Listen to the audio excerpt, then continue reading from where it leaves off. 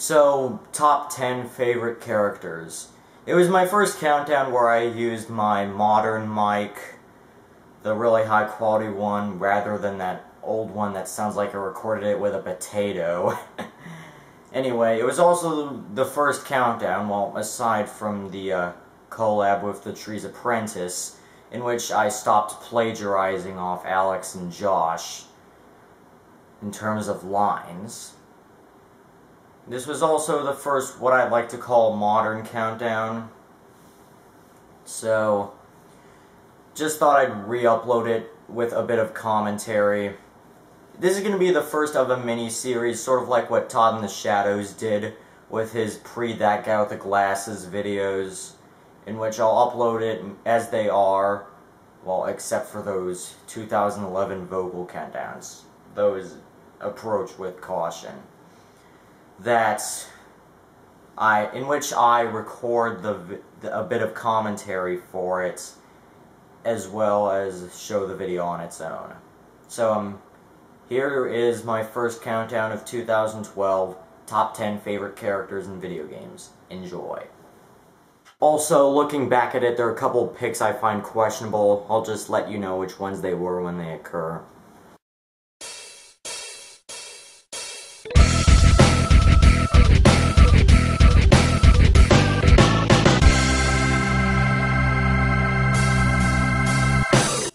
As everybody that's played a video game knows, video game characters are essential to any video game.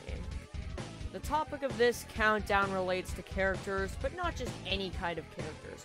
I'm talking about the characters you can't help but like or find some sort of connection to. Okay, yes, there are the obvious roles, only from games I've played, one per franchise, but nothing else really. With that said and done, let's begin.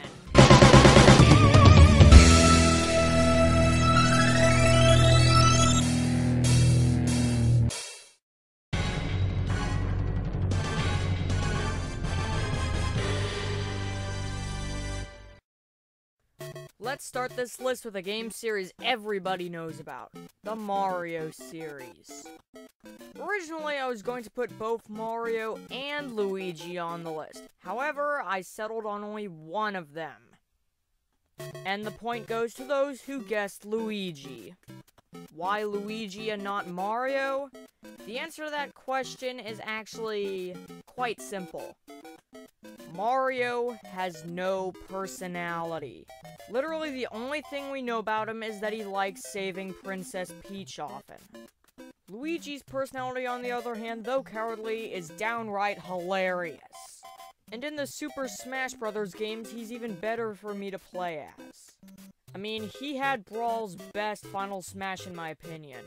And do I even have to bring up the facts that he had an entire game where he had to save Mario?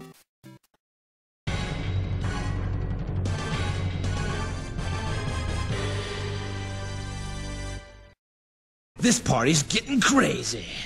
Let's rock. Okay, I haven't played any of the Devil May Cry games, but I have played Marvel vs. Capcom 3. Anyway, back on topic.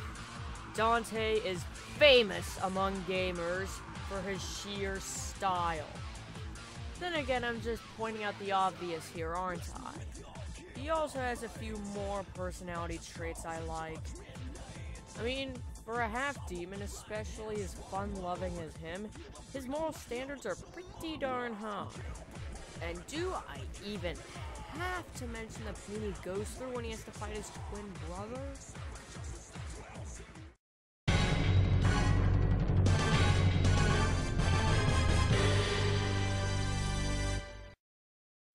Scorpion is frickin' awesome. He's been Mortal Kombat's flagship character since day one, and for good reason. First thing I should mention is that he's fun to play as. He follows the fighting game tradition of being completely stylized. He's got a classic fatality that simply never gets old. And he even has a deep backstory. His family and clan were slayed by Quan Chi, and now he tries to get his revenge. A mission that, thankfully, he managed to succeed in a couple games. Slew him. finally avenging their deaths. Personally, I'm waiting for Midway to make one of his fellow clan members a playable character.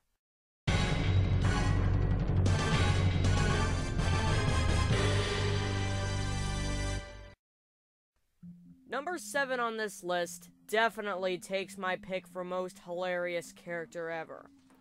And of course, it's from a Valve game. You probably know what it is by now. Number 7 is GLaDOS. Nobody knew what to expect when they first played Portal when it was part of the Orange Box. But when they did play it, you quickly learned that it was a game you were going to remember for years to come. And GLaDOS even remains as hilarious as ever in Portal 2.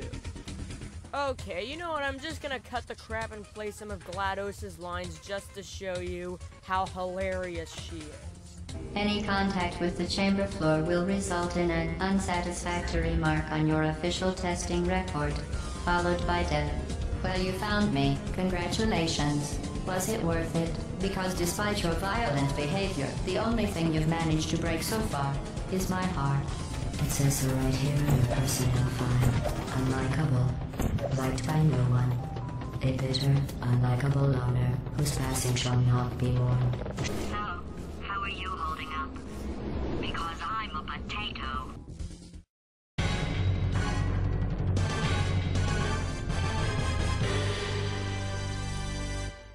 This is one of those questionable picks I mentioned earlier. Let me introduce you to the second and final character from a crossover game that I've played, but haven't played the original game. Jecht.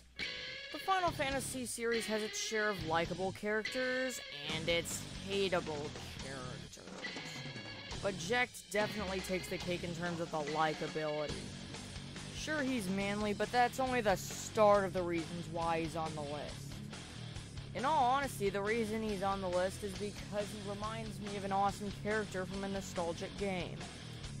He's got a massive tan, he acts manly, he has a gigantic sword, and pulls off numerous over-the-top stunts. Seriously, who else smashes a freaking meteor over top their opponents?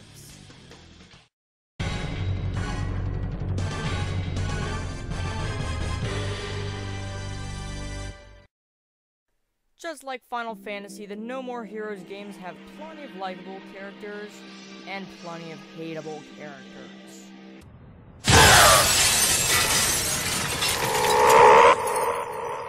But my favorite character from No More Heroes is, well... What do you go by? Henry. Just like his brother Travis, he excels at using beam katanas and looks stylish while doing it. In the first No More Heroes, Henry was the final boss, well, the true final boss if you collected all the beam katanas. And he was flat out amazing. In No More Heroes 2, he appears at first as a backdrop character, then quickly becomes a playable character for a single boss fight. And let me tell you, playing as Henry was absolutely awesome. And this was coming from someone who didn't find playing as Shinobu to be even that bad.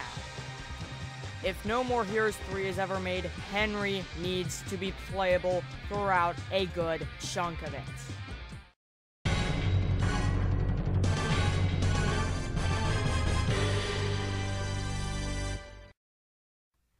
The hardest thing to do in selecting the organization of this list was picking only one character from Team Fortress 2 to put on this list. I mean, all the classes are just so good and unique. But eventually I settled on one, and that character was the Soldier. Why the Soldier? Because he combines everything I like about TF2's characters. He's hilarious. Then he used his fight money to buy 2 of every animal on Earth. And then he herded them onto a boat, and then he beat the crap out of every single one. He's useful in gameplay both as a singular and on a team. His musical theme is awesome.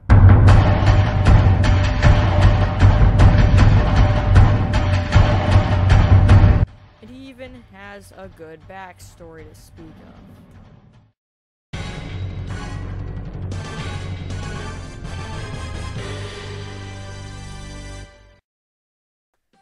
Oh hey, number 3 on this list comes from Lunar Silver Star Story. You know, that game that has... Time to... How about new?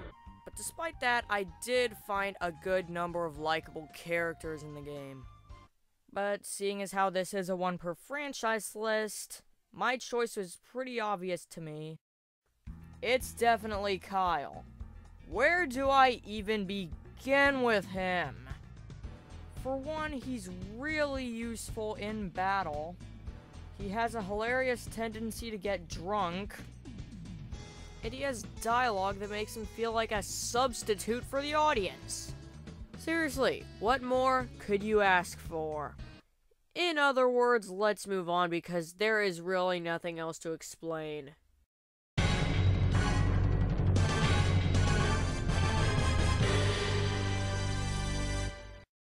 This is the other one of those questionable picks I mentioned earlier.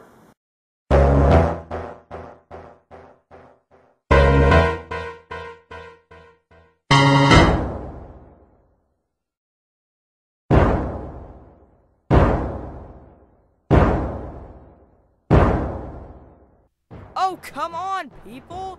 You didn't think that it would be at the very least on the list at all? Arceus is literally at the top of the Pokemon food chain. It has the highest base stats out of any Pokemon, it has a large move pool, and he could be practically every type if you have all the plates. Heck, it even has an awesome voice for the movie it starred in. The time has come. Human beings must be brought to justice! Now that is friggin' cool.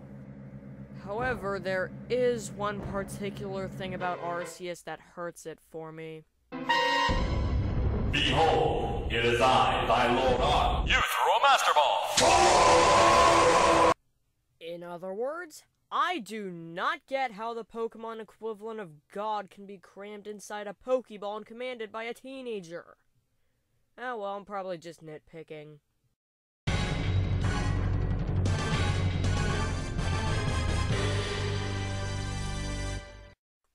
Number 1 is Zero.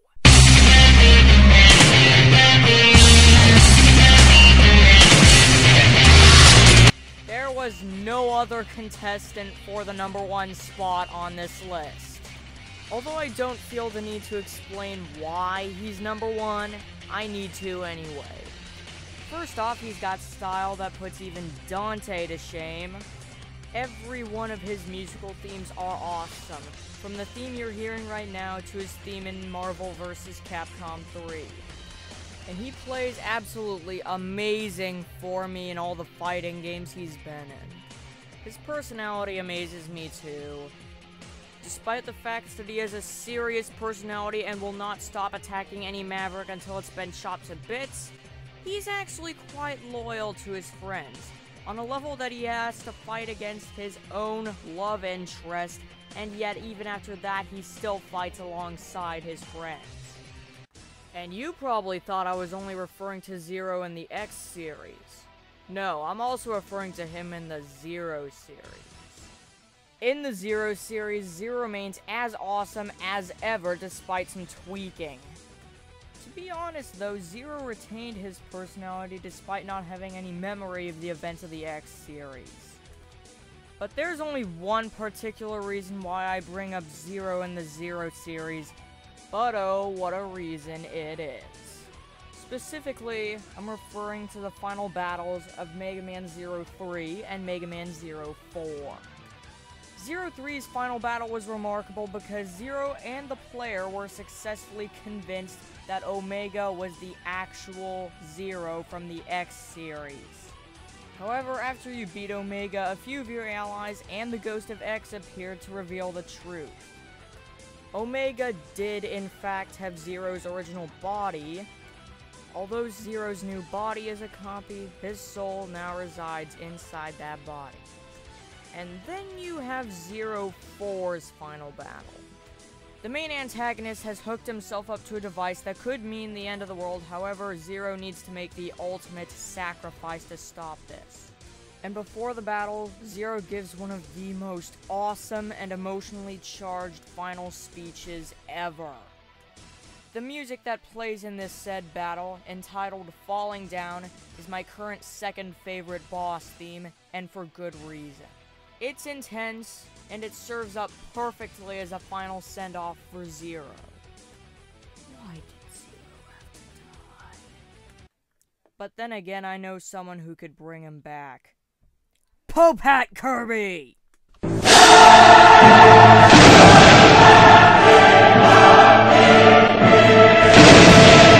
Now that I got that running gag out of the way, all in all, his style is awesome, his themes are awesome, he's extremely loyal, he's useful to play as, and his personality is amazing. And all these traits have cemented him for position of my favorite video game character ever.